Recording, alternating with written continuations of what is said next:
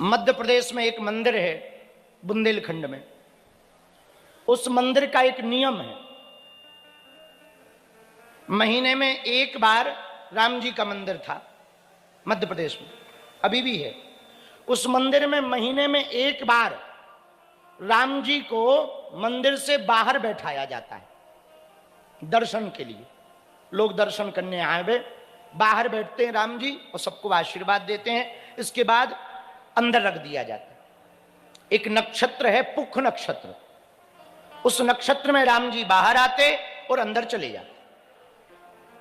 एक घटना घटी सत्य।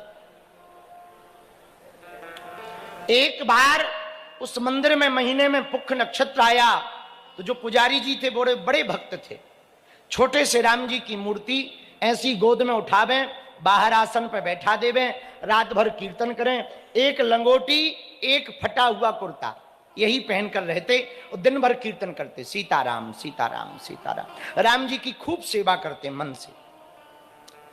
गांव के लोग बड़े जलते थे, एक दूसरे पुजारी भी थे, वो इनसे बड़ा जलते थे। एक दिन कमेटी ने इनको हटाने के लिए एक षड्यंत्र रचा। ध्यान से सुनना, षड्यंत्र ये रचा, इनको झूठे मुकदमा में फंसाने के लिए एक महिला को तैयार किया। महिला ने थाने में जाकर के रिपोर्ट लिखवाई, 50,000 रुपया उस महिला को दिए, रिपोर्ट लिखवाई कि अमुक अमुक पुजारी जी ने हमारे साथ गंदा काम किया। दंग जी बहुत सत्य बात बता रहे हैं हम आपको, सत्य घटना। इतना सुनते ही पुलिस ने पुजारी जी को पकड़ लिया। पुजारी जी रोने लगे, हम बहुत साधारण हैं, हमने किसी की तरफ माता बहन के अलावा नहीं देखा, हमसे कोई भूल नहीं हुई, हमें क्षमा करो, उस महिला ने झूठ बोला होगा। पुलिस बोली ये सब बयान तुम कोर्ट में देना, हमारा काम है पकड़ना। चलो पुजारी जी ले गए। राम जी मंदिर के बाहर धरे रहे और रात को ही पुजारी जी को पुलिस पकड़ के ले गई। सुबह राम जी को अंदर लाना था। कमेटी बैठी कि अब पुजारी जी तो जेल चले गए हैं, कोई दूसरा पुजारी नियुक्त करो। तो जिस पुजारी जी ने यह षड्यंत्र रचा था उन्हीं को पुजारी बना दिया रात में। आहा, पुजारी जी थाने में आए, जो पहले वाले पुजारी थे, श्री वेद प्रकाश मिश्रा उनका नाम था। थाने में आए, कोठरी में बैठकर श्री वेद प्रकाश मिश्रा जी राम जी की स्तुति गाने लगे। श्री रामचंद्र कृपालु भजमन हरण भो भय नव कंज लोचन कंज मुख करी कंज पद कंजा कंदर पे अगणित अमिट छवि नव नील नीरज सुंदरम पटु पीत मानव तड़ित रुचि सुचि नौमि जनक सुतावरम भजुदीन बंधु दिनेश दानव दैत्य वंश निकंदनम रघुनंद आनंद कंद कौशल चंद्र दशरथ नंदनम सिर मुकुट कुंडल तिलक चारु दारु अंग विभूषणम आजानुभुज सर चाप धरि संग्राम जित खर दूषणम इति बदति तुलसीदास शंकर शेष मुनि मन रंजनम मम हृदय कंज निवास कुरु कामादि खल दल। ऐसी स्तुति गाते गाते रोने लगे, आंखों में आंसू आए। हे प्रभु, हमने आज तक किसी का गलत नहीं किया, कोई अपराध नहीं किया, लगता है हमसे कोई बहुत बड़ा अपराध हो गया जो आपकी सेवा से हम दूर हो गए। हे राम जी, हे रघुनाथ जी, हमें यह दुख नहीं है कि हमें जेल आना पड़ा, हमें यह भी दुख नहीं कि हमारे ऊपर आरोप क्यों लगा। प्रभु, हमें दुख यह है कि जेल में हमें आपकी सेवा नहीं मिलेगी, हम आपकी सेवा से दूर हो गए। प्रभु, और तो सब ठीक है, एक बात बोले हम राम जी।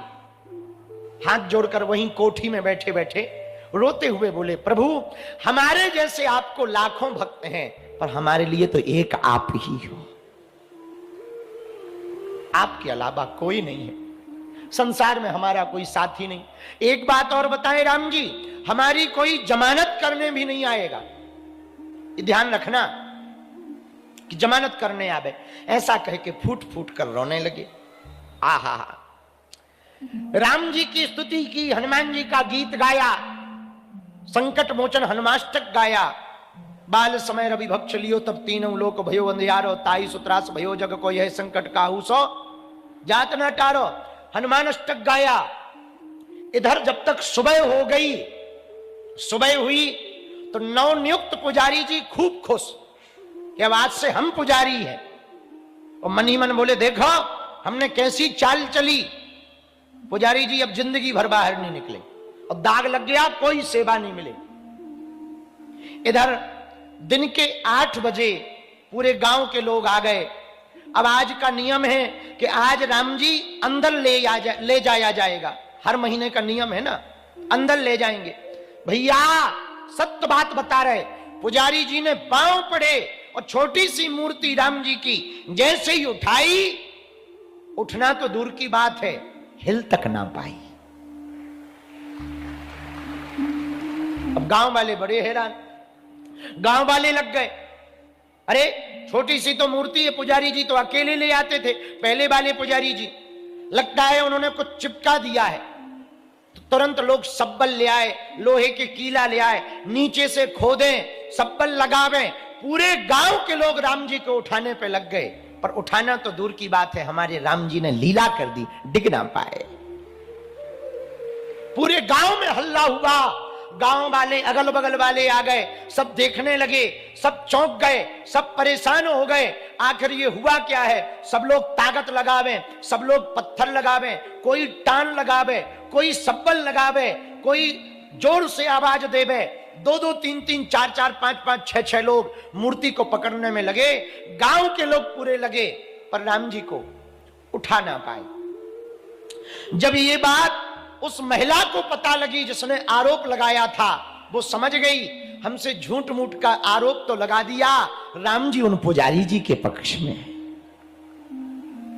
पहले वाले पुजारी जी के पक्ष में राम जी हैं। तो गांव वालों ने कहा कि एक उपाय है। बोले क्या? बोले उन्हीं पुजारी जी को बुलाया जाए, लगता है भगवान नाराज हैं, कोई और बात है, उन्हें बुलाओ तभी अंदर जाएंगे। तो गांव वाले गए तो पुलिस वालों ने कहा ऐसे नहीं छोड़ेंगे बिना जमानत के, वो तो केस हो गया, FIR हो गई है। नेता बेता गए, पुराना जमाना, राजा हुआ करते थे तो राजा के यहां से गए। तो जो चलने वाले लोग थे, चलनिया लोग, उन्होंने कहा ऐसे नहीं छोड़ा जा सकता, कोर्ट में जब तक फैसला ना हो। पुजारी जी बोले हम भी तब बाहर जाएंगे जब हमारा फैसला हो जाएगा। यदि हम अपराधी हैं तो जेल में ही प्राण त्याग देंगे, यदि अपराधी नहीं हैं तो राम जी हमें सेवा में जरूर बुलाएंगे। बिल्कुल कलयुग की सत्य बात बता रहे भैया। भगवान ने ऐसी मति उस महिला की करी कि वो रोती रोती थाने में आई और हाथ जोड़कर बोली हमसे भूल हो गई, इन लोगों ने 50,000 रुपया देकर के हमसे ये केस करवाया है, ये केस गलत है, हमें क्षमा करो। 2 दिन में ही अदालत से उसका फैसला हुआ। राम जी तब तक वहां पर चौक में बैठे रहे और पुजारी जी को बाइज्जत बरी छोड़ दिया गया। अब आगे की बात सुनो। जैसे ही पुजारी जी को छोड़ा तो वो गाड़ी से नहीं आए, पैदल पैदल दौड़ते दौड़ते आए। पांव में कुछ पहने नहीं, फटी हुई तौलिया पहने, फटा हुआ कुर्ता पहने, लंबी लंबी जटाएं, काला शरीर, भागते भागते दौड़ते दौड़ते पसीना में लथपथ, मुंह सूख गया। 2 दिन से पानी तो पिया नहीं था, भोजन तो किया नहीं था। भागे भागे आए, चौक में राम जी बैठे हुए थे, आकर दंडवत प्रणाम किया और राम जी से रोते हुए बोले 2 दिन से तुम यहीं बाहर बैठे हो, शर्म नहीं आती है? बीमार पड़ जाओगे, तबीयत खराब हो जाएगी, राजा हो, पेट खराब हो जाएगा, धूप लग जाएगी। ऐसा कह के रोते रोते तुरंत राम जी को उठाया। एक क्षण में राम जी फूल की तरह उठ गए। और गोद में ले जाकर रोते हुए राम जी को जाकर के अंदर स्थापित कर दिया। राम जी विराजमान हो गए। मेरे प्रियजनों, आहा धन्य है प्रभु। दीनानाथ अनाथ का भला मिला संजोग।